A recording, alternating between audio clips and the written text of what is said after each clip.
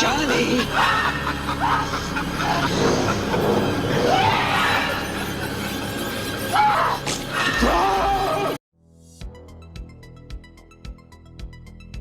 Bienvenue sur Popcorn Macabre, la chaîne qui vous sert du fantastique, de l'horreur et de la science-fiction avec une bonne dose de pop culture et un supplément de mauvais goût assumé. Aujourd'hui, préparez vos combinaisons spatiales pailletées et vos pistolets à rayons en plastique parce qu'on plonge dans le meilleur du pire, le cinéma SF le plus kitsch de l'histoire. Des héros en slip, des effets spéciaux en papier mâché et des scénarios sortis d'un rêve fiévreux un soir de pleine lune. Oui, c'est exactement ce qu'on aime par ici. Et si vous pensiez que les CGI de Marvel faisaient mal aux yeux, attendez de voir ce que les années 60, 70, voire 80 nous ont concocté. Attachez vos ceintures, on part pour un voyage intergalactique à bord d'un vaisseau en carton-pâte. Let's go!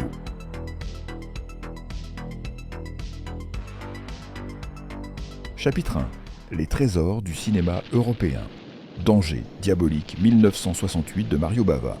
Adapté du célèbre fumetti italien, Diabolique suit un maître voleur masqué qui dévalise les riches et défie les autorités dans un monde ultra stylisé. Ce n'est pas juste un film de braquage, c'est une explosion de couleurs, de musique groovy et de décors dignes d'un magazine de mode psychédélique. Le héros vit dans une grotte high-tech avec sa complice Eva, dans une ambiance digne de James Bond sous acide.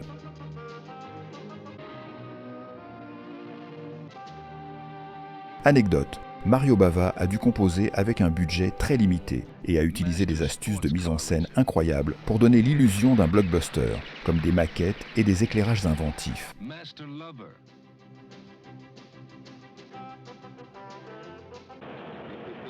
Et fun fact, ce film était un des préférés des Beastie Boys.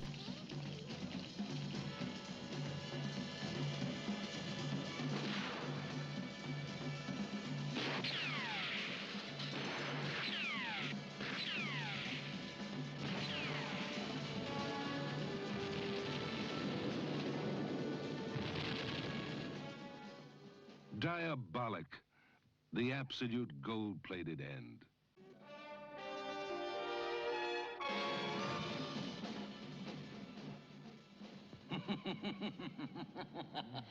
Barbarella, 1968 de Roger Vadim. Jane Fonda incarne Barbarella, une aventurière de l'espace envoyée pour retrouver un savant disparu, dans un univers où l'érotisme et la science-fiction se rencontrent à chaque scène. Des poupées tueuses aux anges aveugles en passant par un tyran nommé Duran Duran. Oui, le groupe viendra après.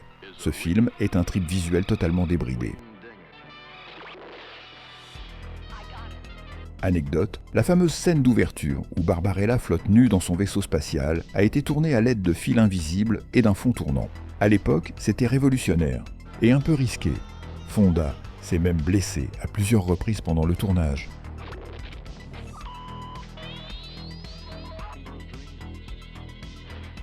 Barbarella, ou comment nous faire croire que l'espace est une grande fête disco avec des aliens farfelus. George Lucas aurait dû prendre des notes. Criminal, 1966 de Umberto Lenzi. Un autre anti-héros issu des fumetti italiens. Criminal, voleur élégant, cynique, impitoyable, toujours vêtu d'un costume de squelette. On le suit à travers une Europe de cartes postales, dérobant bijoux et secrets, tout en échappant aux autorités.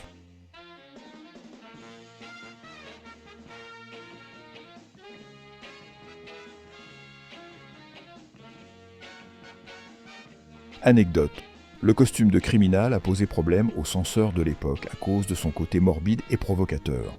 Le film a dû être modifié pour certains marchés.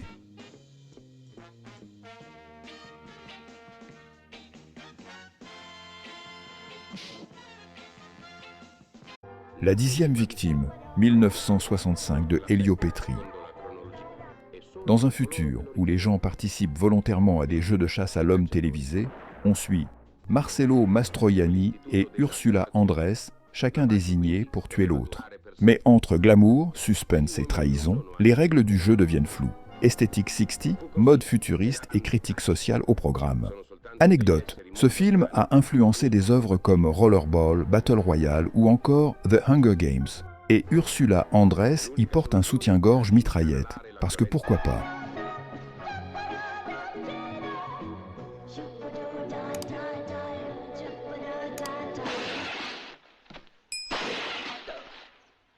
Entre Ursula Andress en tueuse glamour et criminal en squelette voleur, on pourrait croire qu'on a atteint le sommet du délire.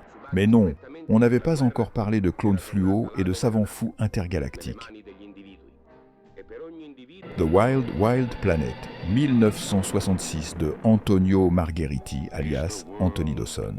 Bienvenue dans un futur kitsch où les savants kidnappent des humains pour les transformer en clones parfaits. Enfin, parfaits selon les standards capillaires de 1966.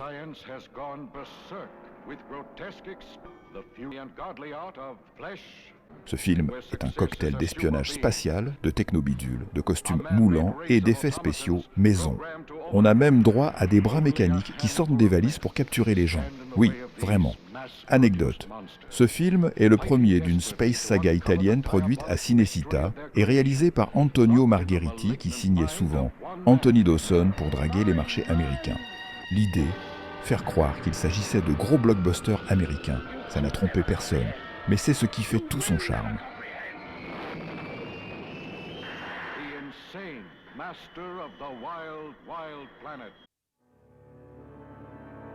Chapitre 2. L'âge d'or du kitsch américain. Zardoz, 1974 de John Boorman. Dans un monde post-apocalyptique, une société d'immortels dégénérés vit recluse, pendant que des brutes stérilisées exécutent les basses besognes. Sean Connery, en tenue minimaliste rouge, incarne Z, un exterminateur en quête de vérité.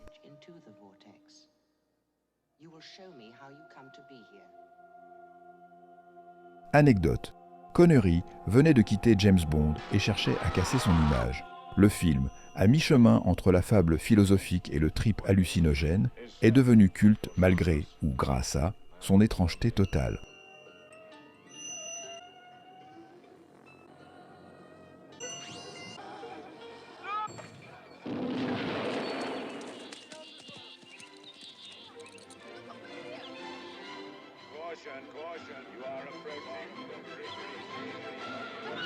Zardoz, ou la preuve que même James Bond peut avoir une phase vestimentaire très douteuse.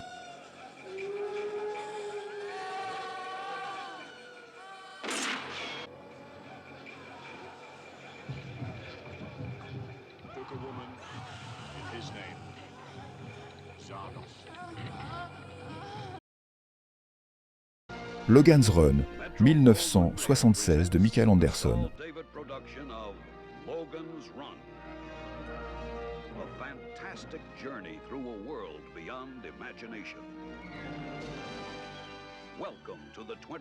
Bienvenue dans un futur utopico-flippant où personne n'a le droit de vieillir. À 30 ans, c'est direction le Carrousel, une cérémonie flashy où les citoyens flottent dans les airs sous une boule disco géante.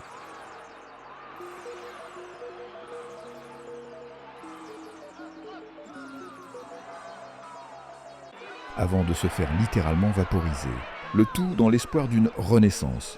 Spoiler, ça n'arrive jamais.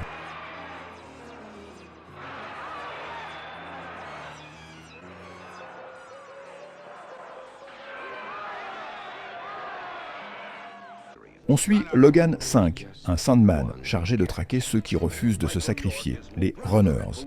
Mais quand on lui demande d'infiltrer les fugitifs, il commence à remettre en question tout le système. Résultat, course-poursuite en slip argenté à travers des décors rétro-futuristes entre centres commerciaux désertés, clubs psychédéliques et robots tueurs.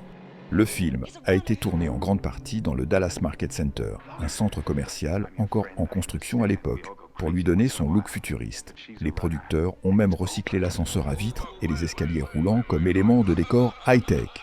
Et côté costume, tout est en lycra, plastique et cuir synthétique. C'est un peu comme si un salon de coiffure des années 70 avait fusionné avec une secte transhumaniste.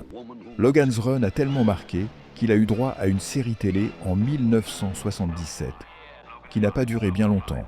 mais qui a continué à surfer sur le côté kitsch, avec des décors en carton-pâte et des dialogues à la limite de la parodie. Derrière ces néons et ces toges moulantes, le film parle quand même de contrôle social, de peur de la vieillesse et de culte de la jeunesse. Un peu comme Instagram, mais avec plus de laser. Anecdote. Le film a remporté un Oscar pour ses effets spéciaux, pourtant très vintage vu d'aujourd'hui. Les décors ont coûté une fortune.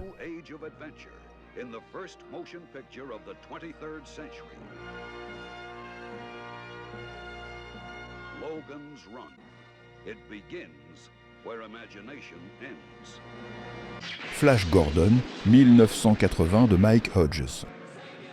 Préparez vos yeux et vos tympans. Flash Gordon, c'est du concentré de kitsch en Technicolor. Adapté du célèbre comic strip des années 30, le film nous catapulte dans une épopée spatiale déjantée où un quarterback de football américain devient l'unique espoir de sauver la Terre d'un empereur galactique sadique, le légendaire Ming l'Impitoyable. Tout dans ce film est excessif, baroque et volontairement grandiloquent. Des costumes pailletés jusqu'aux décors à la fois géniaux et totalement invraisemblables. C'est comme si quelqu'un avait dit « Et si on faisait Star Wars, mais avec l'énergie d'un concert de Queen, une palette de couleurs volée à un magasin de jouets et une intrigue écrite sous caféine pure ?» Anecdote croustillante. L'acteur principal, Sam G. Jones, en désaccord avec le producteur Dino De Laurentiis, a quitté le tournage avant les reshoots. Résultat, toutes ces répliques ont été redoublées en post-prod par un autre acteur, sans qu'on le voie à l'écran. C'est un peu comme si Superman parlait soudain avec la voix de Buzz l'éclair. Incongru, mais étrangement parfait pour l'ambiance du film. La BO signée Queen est devenue mythique, épique, électrisant, avec le célèbre qui reste dans le crâne pendant des jours, à tel point que le film est devenu culte dans les milieux du rock et du cinéma geek. Même Ted, oui l'ours, en a fait une référence majeure. Okay, get ready. Hey Sam, this is the guy I was telling you about.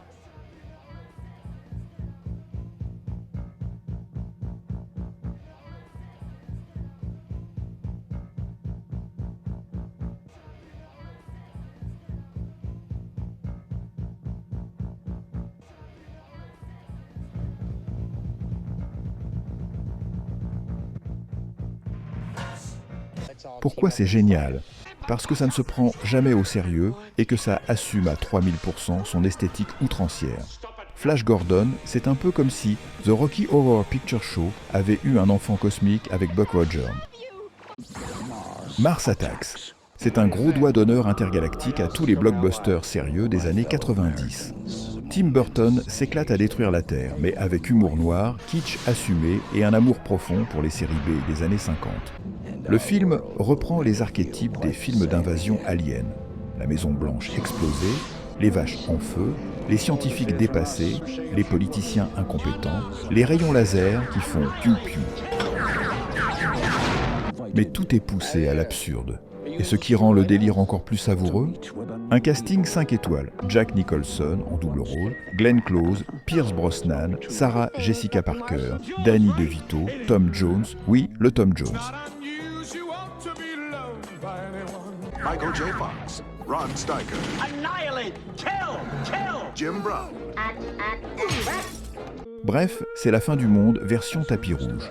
Anecdote visuelle. Burton voulait initialement utiliser de la stop-motion pour animer ses martiens, en hommage au film de Ray Harryhausen.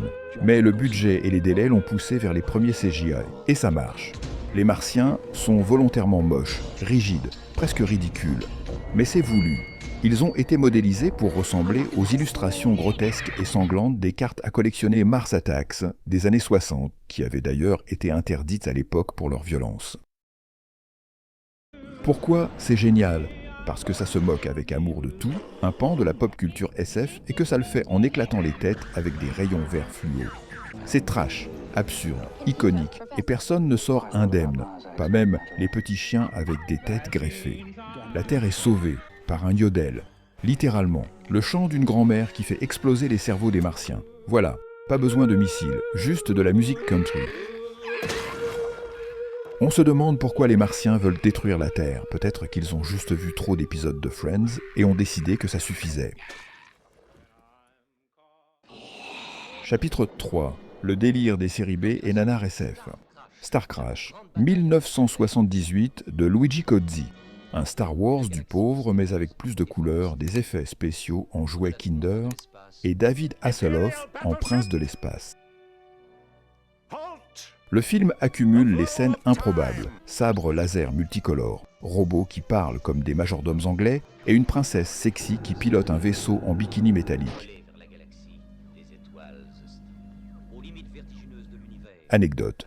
Certaines maquettes venaient littéralement de magasins de jouets et ont été filmées avec du fond noir et des paillettes pour simuler l'espace.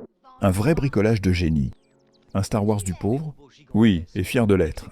Star Crash, c'est un patchwork de science-fiction à l'italienne, tourné à toute vitesse pour profiter du succès de la guerre des étoiles. On y suit Stella Star, une contrebandière galactique ultra lookée, cuir moulant et brushing spatial, accompagnée d'un sidekick alien, d'un robot cow-boy à l'accent texan et d'un jeune David Hasselhoff en prince de l'espace. Luigi Cozzi, le réalisateur, a monté le film comme un gamin qui s'amuse avec ses figurines. Pour les scènes d'espace, il utilisait des morceaux de plastique peints à la main suspendus par des fils.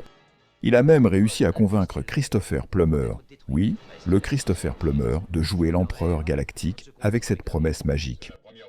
On vous paye bien et vous pouvez passer vos vacances à Rome. Bonus nanar, le robot parlait avec un accent du Texas. Il y a une épée laser, mais elle est verte fluo et s'allume sans raison. Et une scène où Stella est attaquée par des Amazones géantes sur des chevaux robots dorés. Oui, tout ça, dans le même film. Si Star Wars est un opéra galactique, Star Crash, c'est un karaoké sous LSD, mais on chante quand même avec le sourire.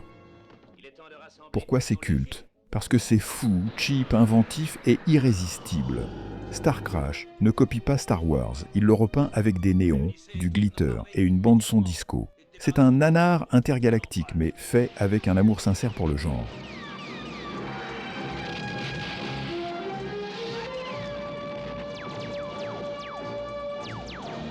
Et maintenant, l'arme la plus meurtrière va anéantir notre ennemi.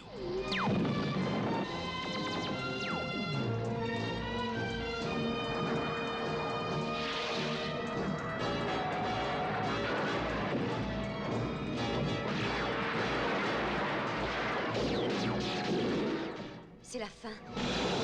Yor, le chasseur du futur 1983 de Antonio Margheriti. Imaginez Conan, le barbare, mais dans un monde où les hommes préhistoriques affrontent des dinosaures, puis découvrent une base futuriste dirigée par un tyran robotique. Oui, tout ça dans un seul film. Yor, blond musclé en pagne, tranche, saute et rugit sans relâche. Anecdote. Les dinosaures sont des marionnettes en mousse animées à la main, et le tournage a eu lieu en Turquie pour des raisons budgétaires. Le résultat est un cocktail détonnant de fantasy et de science-fiction qui frôle le surréalisme. Saviez-vous que le thème principal du film, Yours World, a été composé par les légendaires Guido et Maurizio De Angelis, aussi connus sous le nom Oliver Onions. Ces deux frères sont célèbres pour leur musique de films italiens des années 70 à 80, et là, ils ont tout donné. Yours World, He's the Man. Comme si Manowar avait bossé sur un dessin animé du Club Dorothée.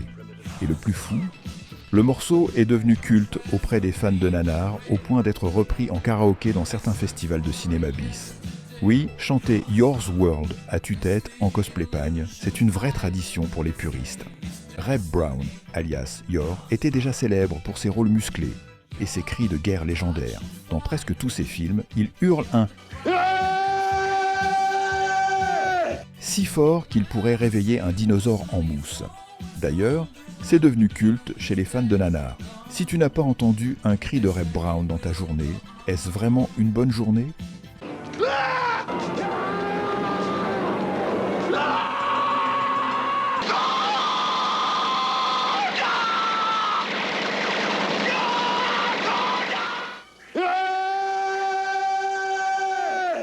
Inframan, 1975 de Shanhua.